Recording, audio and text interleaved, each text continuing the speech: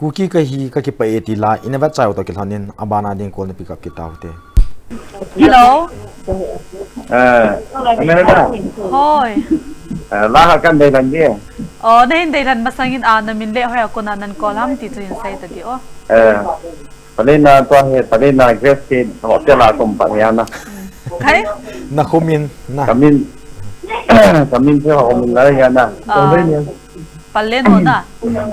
Ha? Palen ho na hina. Ngele alamin sin sayo ipila ha. Rat pitay kaya dia lompa kaya bo ana. Naza. Henge say ne. Christian Tondan che ho na. Christian Tondan. Ko isa dan ham. Hoi no to thang do. Choya. Lun ngai ning. Lun ngai ning to thang na. To thang na. Christian ipinatia. Christian Tondan. Christian Tondan. Khabina asa di ha. No jong ngai. Ngai lun na liam bai hen che ho da. Hinsa thongo chu nung se ten na. Na o ngai hoi la kan sa ju he thinga sei dinga. Line cut line ni chai hong na. Line cut line ni chai. Kan sa rin pa da ni. Sa. Saya dia lompat guys. Inen na. Ami tu na team sell jingin. Ahile angai ding ami ni Dailhan no male hin sayo. Angai da kan Dailhan hi. Palina pa kita kuputo na. Kotong pito ban anti hoi ni tong to na. Mau neo to. Grace mẹ hoi nu. Mẹ hoi ku na lo mẹ hoi nu ikit na lai. Ama ni Grace mẹ hoi nu. Ai le tabay lai banga tamay ipit le chilai hi atom bi adei thana na hin koi ham na hin sai pi vo chilai khu kita first koran kanao kila do hin tin na. Aku pahu mido tin heti anang le che aku ko nam sunga nang hobi kana hoi lai le mi mal tin nai le Christian in hoi boi nam lo ni tin khu ji hoi pa phan man tam ta te ho hung kila do phone ki bola la hung ki Dailhan ki ti aji khanum te ya hin na e ba izia chu Allah nan Dailhan na ji chu kan do ji o hin nan sei dan chu a hoi mama jing in na bible a kunam kila do hin ki ha the hanang le chanjam khana hobung ta nam sung ta te khan to pi thewe ti hin na ki pam me se jing in na kuna la Dailhan ngai ta kha in ngai khom diu je in ma ban na phone in bol na tunia ding in la ya ana ve khom ta to le nghe nó mình nó ngay chi hả nó ngay nghe cái phàm ale ki pam tu na bana ding lun nge ning to thang la Christian hin khuti chu ana vi khom taw hite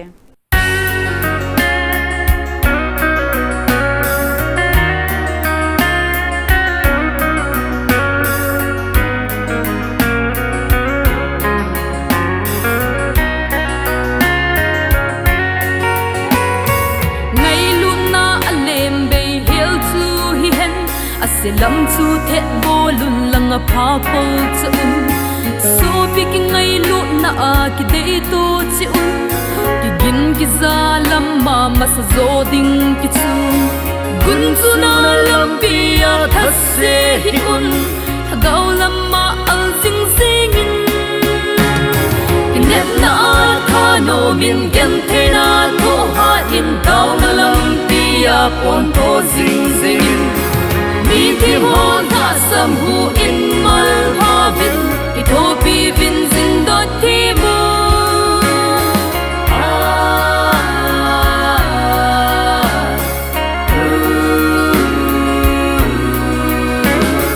ki tu de lin lung khat in chon chi un de na lam lung gel lo vin anel to lo yun ki chang ki chi sa hi in mi sit na ve hi in zo simit vet na apa bolding ki chu zo sana mi zo se to ki ho thei te din ki chang de lin long del de lin ki net na tha no min gen the na to ha in tau na lam pi a pon to zing zing mi ti hon ha sam hu in mal ha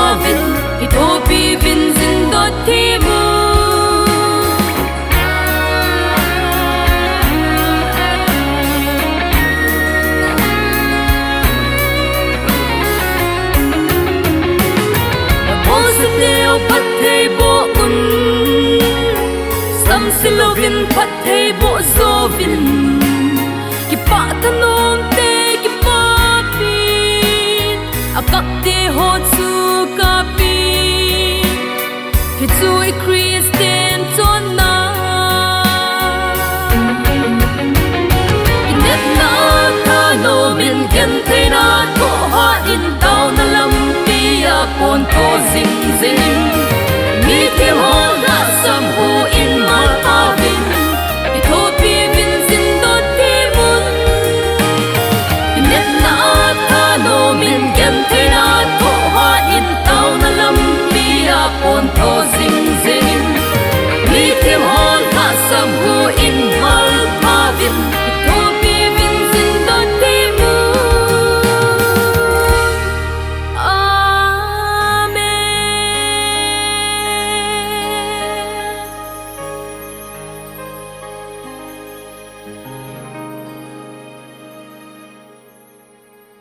lun ngai ning to thangin asa Christian in khoti la chu invetawin abana ding call pick up kita hote Hello.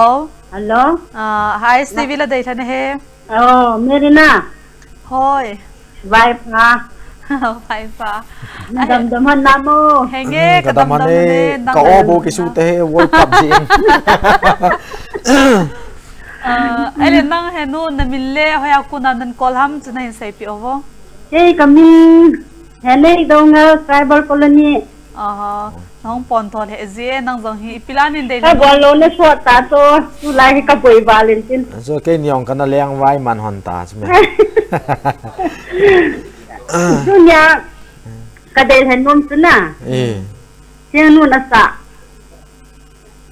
Tu ni hang kai ni kon si khona. Kon dei kan so. nang wang phawal jing la ngai ta khanan ki dei than kha ki ne Album min kan sai dia. sayo Samkim na Krista. chum na krista Album JMN si dongal. ai Ai si dongal le jem he. Henge. hi ja chu bai het nga ya Ada ling set jing tu nia thring seran het la cha ahung pau da nang cha hung lu bo thimin. nong pau da ja hung ki chi zet men ai Ai le yo ki zalo na swat ba ta. ai le Alung hel ngam ta ho. ipita naloi pa o ki ja ka lo hitam Ama no ko do do ji lo hi to. ai as ki phatla mom wal jing na hi jong le ana lung thoi hi ben ena ti pi ono La ngai ding ami na dai than mi mal hin se yo. Ngai di nga ka dei than hi ISTV ngai la dei than na lung du zo si ho na ngai han no. Ani tang se nam ke se da tan se. Henge. ai le thing nu in anangai ding in changkha changnin sei tonga le Thiang nu ngai di nga ho. Ka dei si ka se di ba ho. Ama to ke choji thoda ki se pi thotan ye ma. Nga het chlai ku na sei te te na ka ngai. Aba now tu lai ta he album pat asim lai tau hi na kon tho jing hano nga thing nu. Ne ki pau me. na ala ISTV a ain ko ya zo teng le deilhan kal chu nga la long ke tai Mi nu tu te bau hi ta icha te sei phat ji ji ngai bau chme. So ai le ana ve khom tau te ola chu han nom te enge ke yong ka chi pa ya dam che lo ne. ole Abana ding in thing nu na sa to nil hang kai ti chu an ve khom taw hi te.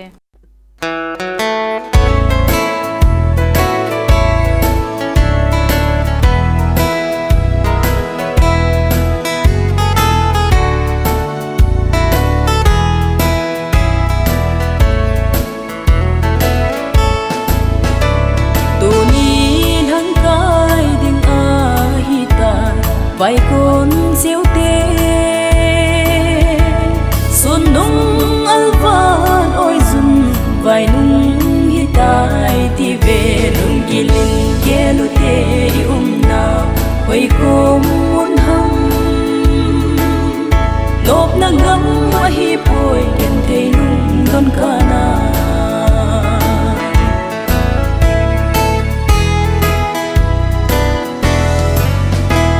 Bagai hin ven ka kan khoi so bang vulin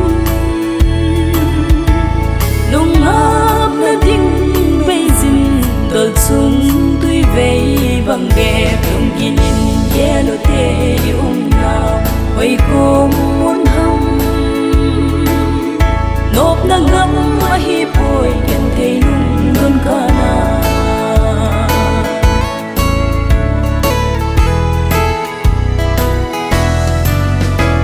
khát trăng lung min lung dâu buồn tê lung khát kisa ui tu bất thiên dong min ngầu tê gam adi lung gilin gelo tê na ui ko mun ham nop na ngam hi poi ken te lung don kana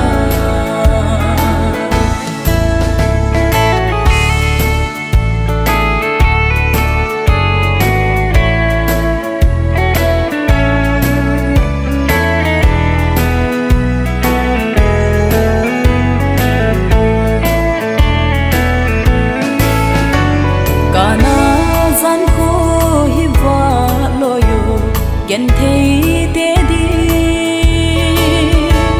nộp na dinh khô căng ngà lên lui nắng và xoay nàn lung ghi lên tia lu tê na quay cô muốn hâm nộp na ngắm hi bồi gen thấy lung don kana nộp na ngắm hi bồi gen thấy lung don kana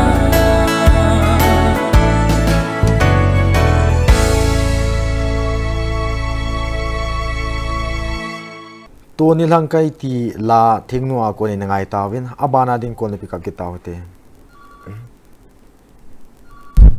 Hello. Hello, ISTV Kuki program la Ladeilhen hi. Pao me ka ke la kampu pina. Lun la mama chu kai kine. Ke pao me ahile ipiran in Ladeilhen no mai mo. Ti yo si singsun sa na. Ni khutu na lo pi ti album ana. Awa ba sangsar kiti ho. Awa ba sangsar na. Ahile awa ba sangsar kiti hi ipi ti na ham niaw khat ni hin le do api du ham hi ho pa. Hechila ko na ki na thei sang khat chang yom yong na. Awa ba sangsar ti chu ke het dan han leisit chung hi lum gen the na ti dana gen the na leisit ti dana ha ka het ya ha ki ta banga gen the hom mi tam ta o di ana sale thaga ala ki ho ji asu awa ba sangsar ki te leisit gen the na mun hi dan he asanu ko aku na ko ai pi me ri pa chu che ya etu ja ke no wanga khuna ji thu he hoi ka sa ji asu ahile hepa angai dinga mi na Ladeilhen no malin seyo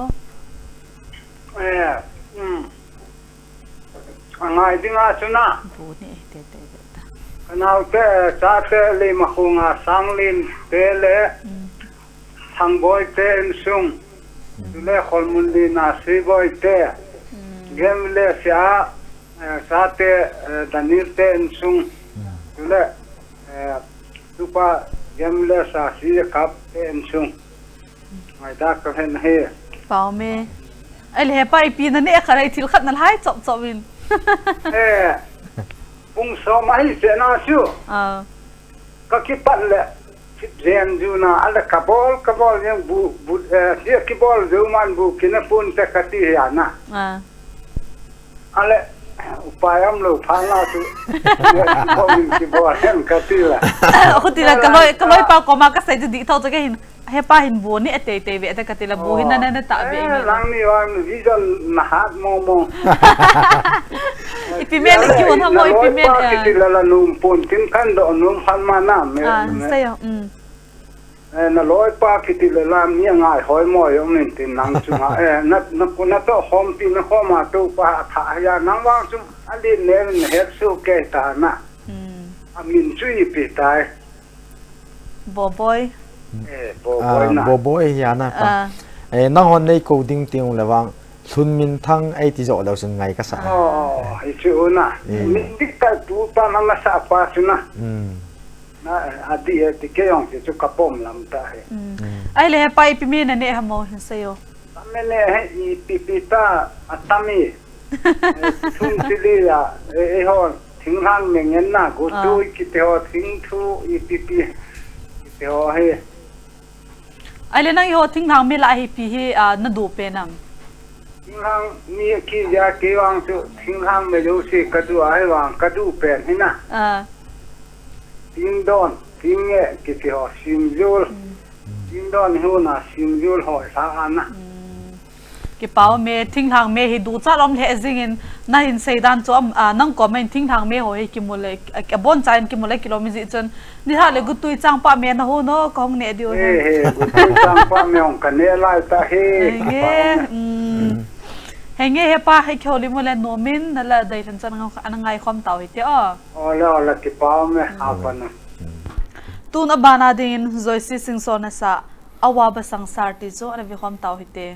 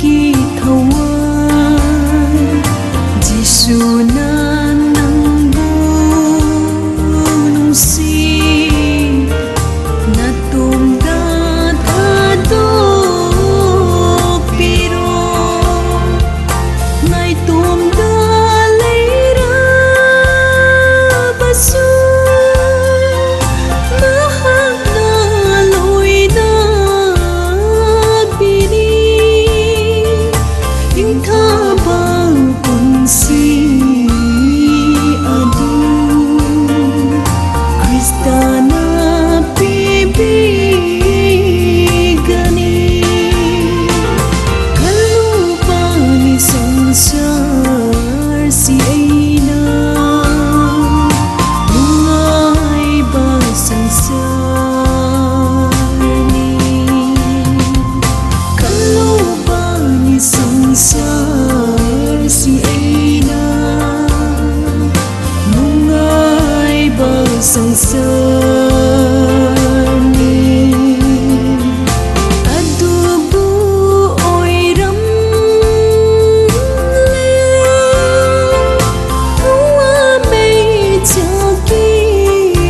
sangsar adu kapna kaina khiba adu bu oiram le kalupani sangsar si aina mungai ba sangsar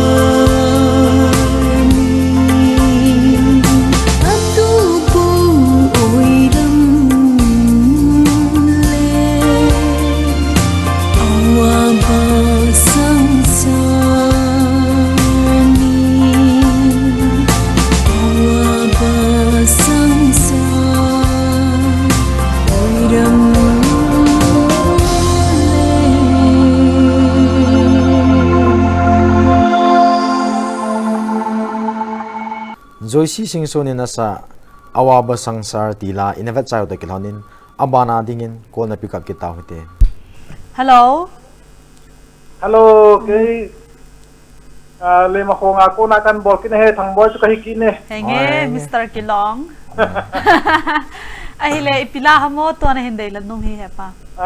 Hồi neng tu thằng in asa van Jerusalem cho cái ta tên ngay nôm bẹ sẹt ding in đi lần tin atiki nu ve. Van Jerusalem ko isa hamo. Hồi neng tu thằng in asa. Hoy ning to kham. Album min hin say ta. Album men tu nili ati tai. Nili chi tai na. Tu an ki ta tu na. Ange akichi mo mong tai to bang he. Na ma kya culture ki na to hin. Hila ding aum pa sa tun la to nom kita. Ai pa chate iti phawa hitam. Tu ko ma he class 7 asim. Amo yong chu hintu sa in lang chang khat chang hin sei sa taw hai la. Mun chu ma ko mun chu. Oh. Ama hoi na ama kon hen bolo. Ama on kon nam bol nei lu ya tu na. Ikhat ahile angai ding amina dei thana malin sayo. Ama ho he ama ho ngay tiếng Anh hindi sen sa oya kui ngay da adi sen sa no mam ke talo he hepa nang hinawang pezi besen wang kition nang chungai wang mo hinte mi hi programa hi mi la deilan bol nu mai mi tam zoi bol do lo min hi zong le nang hin bol le na bol do cha ji nei le beni kong sai wang nei tang pa cái gel de wang nei tang pa ki nang na hi dan hele tu din mana ding a he ISTV vàng he phát thế nó giống xe mà chung à vàng này tăng phải vàng này nó lâu chắc hẳn cho work các bạn phần pi dâu xíu hay loser lằng cái gì ấy cho ai vàng à chance này là rồi ra nè không cần thế thế vàng này tăng phải là không cần thế thế luôn hay nghe lên nên happy với lăng lên anh bom gì mà cái cha thế ông tên là về hắn na lại pa nghe cái phán mình tuôn abana ding hoi ning tau thang la van Jerusalem ti chu ana pe khom tau hite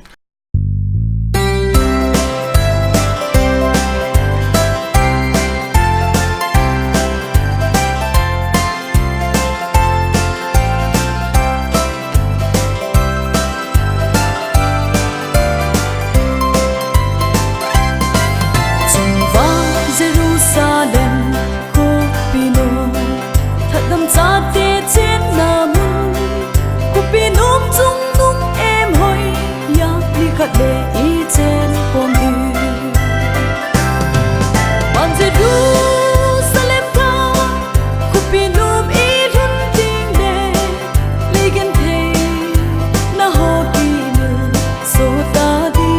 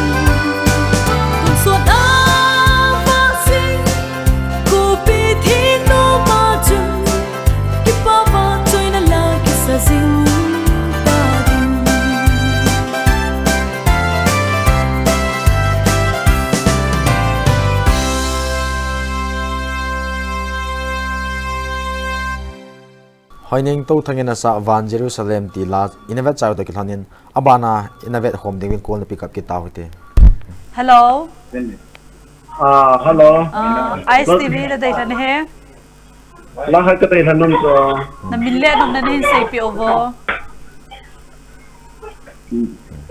hello alam ni nang min to nom na ama sa penin nin say pi min lang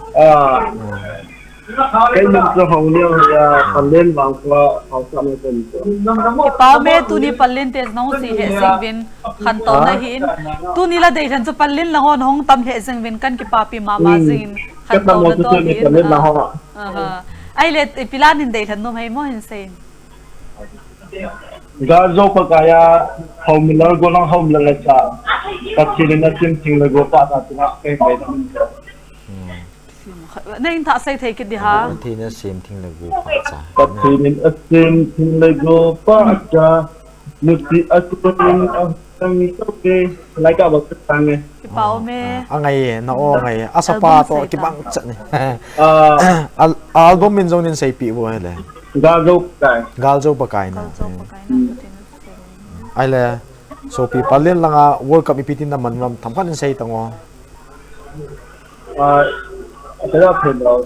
palin langa na world cup ipitin na manram palin langa he amun na ne te ki sim khom tin rằng cái họ cao dâu là ai đặt cái hạ hết điện rồi con ai le lahi angai ding ami na Ladeilhen no mal hin sayo palin na golang haumilal avana yogin avana redika avana namboy le azinu avana pastor pa center ka pastor pa ai le tu lai cái termang dia minaza Allah hi ngai ta hi di jong ta sanumin ai le tu lai ipi na bol lai ta ham min sayo tu lai ta he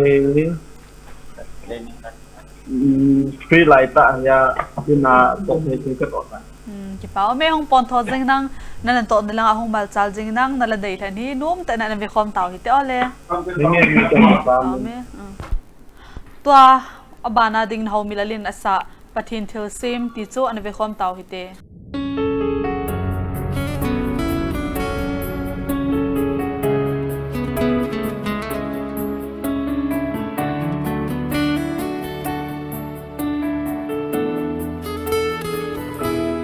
Patinin asim thing le go pa cha mutsia khunin ahung khang to ve thing na le lo na pa cha asime aga vet nom kidang ahin so ve hui le go ni sa ho ahung hat na ahoi na jo se ahung go phat le mutita in le hello le lam dang lo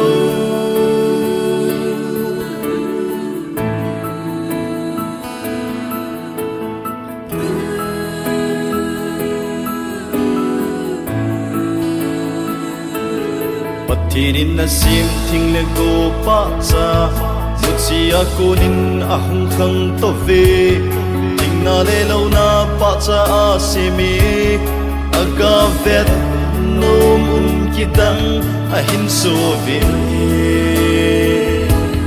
hui le go ni sa ho ahung hat na ahoi na jo se ahung go phat le mutsi ta in le hello le lam dang lo hi bang chung hin na din thi angai ye ka gau hin na din ka sa thi na chu ta hai go lung thim mo na bin tha lo le lai hin na zeng zong na ti sa bang be lam min lui hi na chu na ti sa se na ti su na hatam na na ki san lo le ka na le a gil da mun chu na lu ting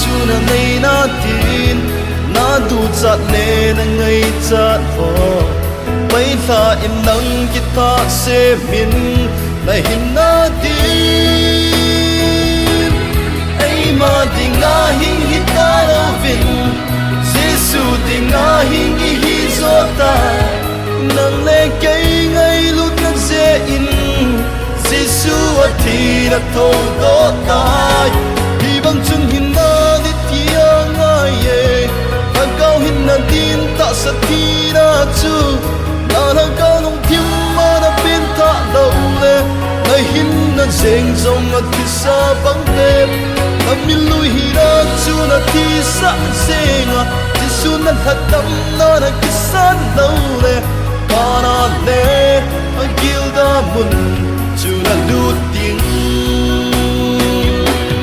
đi bang chung hin na di tia ngai ye han cao hin na tin ta sa thi na chu na na cao nong tim ma na pin ta lo le na hin na jeng zong a thi sa bang te na min lui hi na chu na thi sa senga Giêsu na hethem na na kisan lo le kana le a gil da mun chu na lu ting kana le a gil da mun chu na lu ting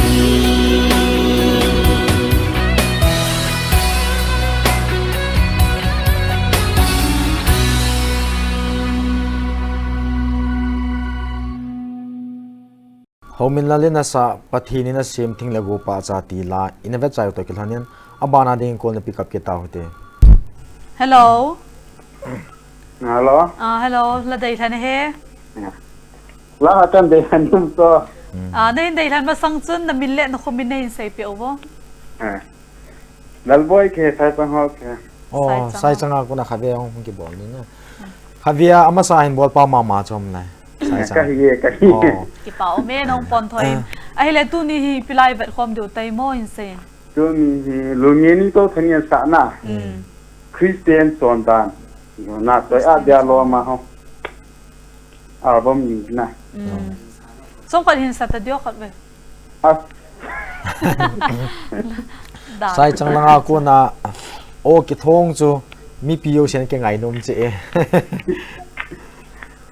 Bota tu ko ham bo boy ham ko ham. He nge hi bo boy he. kai world cup fever ti de dan tai ke ko o ki su tai ka ha pen be sen Hin sao la it dan line ki line sa ne ki ti hoi langa chu koi le le ni hi ham.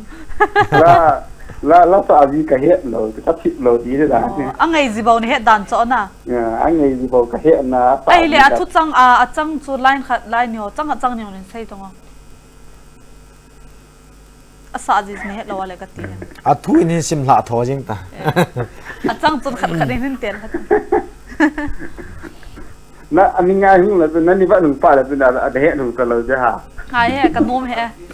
Lo chu a thing in sei lang na ka kan Allah fi hi to. hui ji pen hi ham ti ke o ka bui jap ji nga chu Allah chang chu nan sa ai lo wale nan sei tho ti ngai le kon hi chi dung ju ya chu kana hol pi deu na nga dinga chu na kan la pi deu chu tu lo wai le a chum be khan nan la pi ulang merina le boboy hang ta ka chung ana la chi mai thei kin na Kin na tha nu mun gen the na thu ha no ti te ha na. Oh. Ami chula na team selin chu bang sin na ki selin. ai Ko ni mi wala te pro. ai mi te talen nei ta mo ai wa ngai ki podo onom lo ti khan ma chu to an o chu banga ngai chu sal la chun ngai che ki na lai di bu He nge. Bo boy pen ko a za sa avi ni na ke pia mi na ko nge he. Ama le za en ki za lo chu chi ja chu insan de ki ta nang da ke hi pi ba i lo du ham. Aban ting hoi ta nong ki go de kam sangyal ngela hoi ta nan sa di hi. Ai le ama sa si ti ki mo ka kol le 10:30 tan ha ha de bi ki ta 10:30 apna no reachable ti. khat be pen chong. network jo se na Network BSNL jo line si jo se mang manga hi ne chi ja chu tunia he ngai dam kan thu mu he thing pan Lai office ang ki boy chang kyo si la hi. kyo ka boi chang jing na I ka lo wang wa chu la khulang khuna network an la lo ji wa chu ilaya kyo an ima cha ki bol thei chum ta lo na ya chu la khum do kham chu hung ki lai ta chu sa baro langa wa se ma ka mu di bo wai chen kyo ko group wa yes yang number kan kia sala baro lang ipa na ko num tala ala lo kala de rajin happy te Allah Allah min tsaka bain tha sai kita dio Christian sondana Christian Sondan ole ki pau me ala na ve kom tau te ole ala tun abara ding lun ngaining to thangin sa Christian Sondan ti chu an ve khom tau hite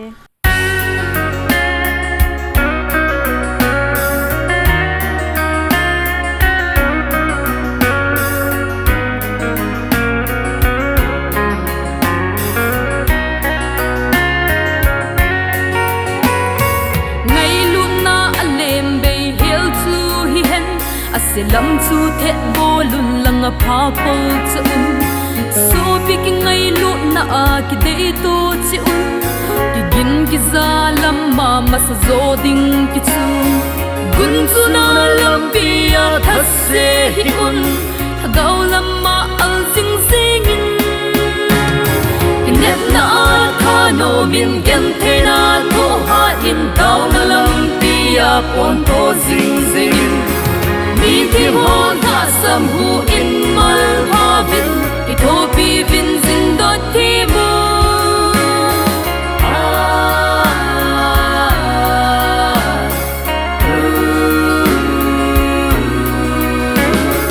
kitu de lin lung khat in chon chi un let na lam lung gel lo vin anel to loyun chang ki chi sa hi in mi sit na ve hi in zo simit vet na apa bolding ki chu zo sana mi zo se to ki ho thei te din ki chang de lin long del de lin ki net na tha no min gen the na to ha in tao na lam pi a pon to zing zing mi tim hon ha sam hu in mal ha vin I thopi vin zin dot thi mo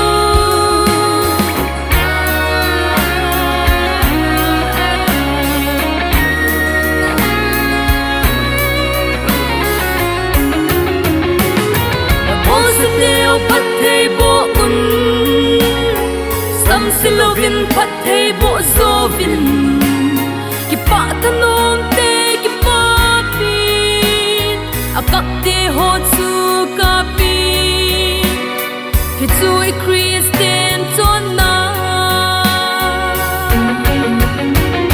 inet na ka no min gen the na ko ha in tao na lam pi a pon to zing zing mi tim hon na sam hu in mal pa vin I thopi vin zin dot thi mun net na tha no min gen the na ko ha in tao na lam pi a pon to zing zing mi tim hon na sam hu in mal pa vin I thopi vin zin dot thi mun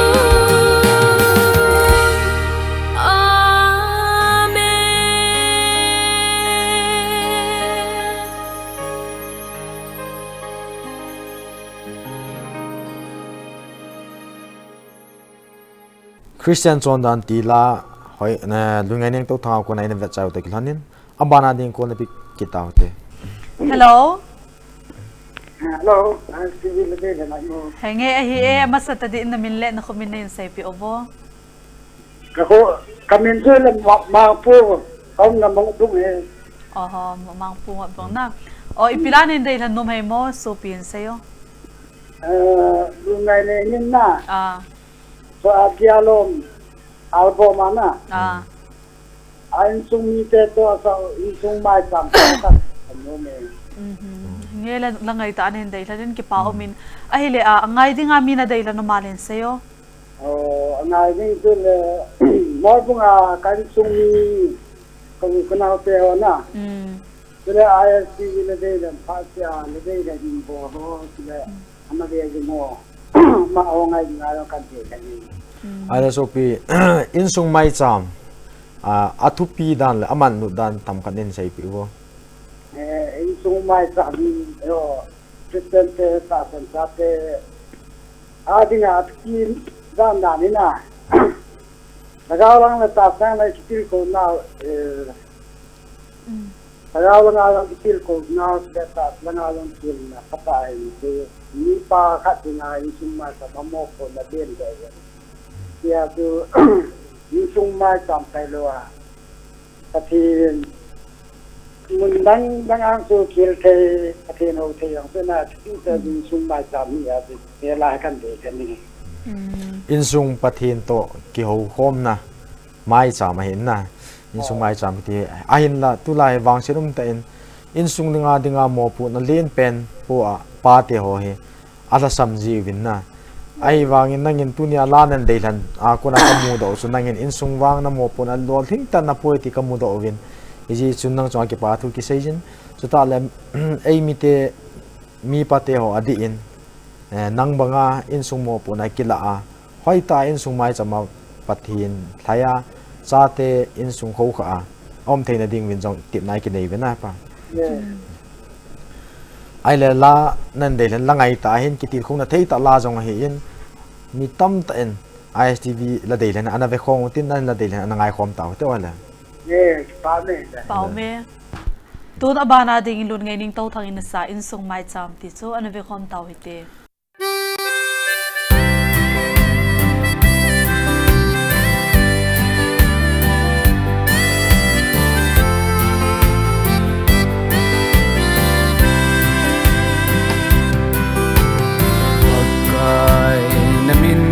thăng vậy mi pa ke hing lalle ra sam hi mai lun na nei chanin ka ji le ka cha chen mi tin na nei pui hoi na ji in sung ki kim ma ba chai la sa mai cham sim khom hi alo bi e thu la la ki hil na tao khom na mun in sung mai cham ano me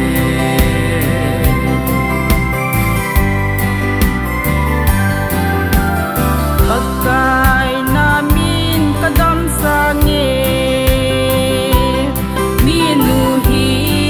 man tâm nei chân hi ka zi le ka cha ding tu le cha ka nam ya ka so din nei hin pui zingo in sung ki kim ma pa chai la sa mai cham sin khom hi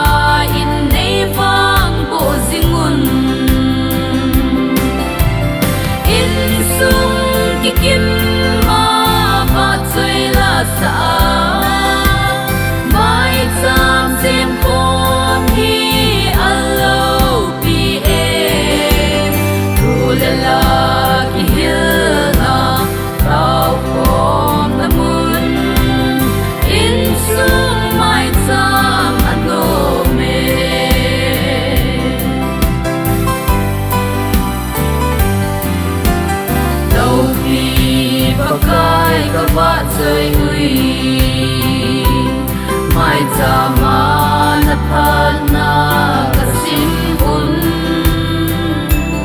ki ngai lu ki zana ki happy na in sum nang malam kai na din ka ta hui